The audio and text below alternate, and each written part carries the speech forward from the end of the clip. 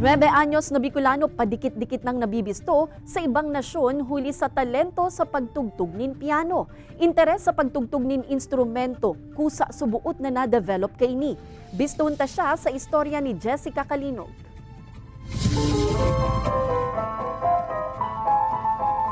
Natatahuban man ang mga mata, mayong salto sa pagtugtog nin piano.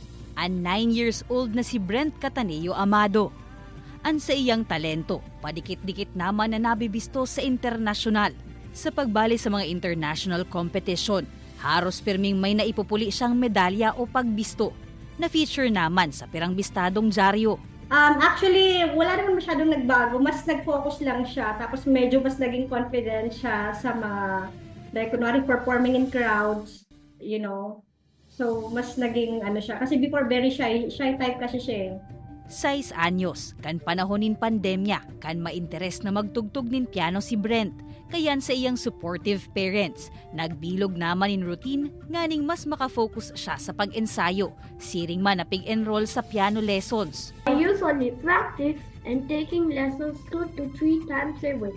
There are days I don't like to practice because I am not inspired and motivated.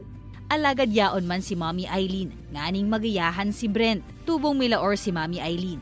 Alagad sa Bahrain na ninda pinadakula si Brent, kaya puro international na kompetisyon man ang sa iyang nababalehan. Sa Hunyo, naimbitaran si Brent na mag-perform sa sarong prestihiyosong entablado sa syudad ka New York sa Estados Unidos. Ini si Jessica Calinog, Balitang Bicolandia.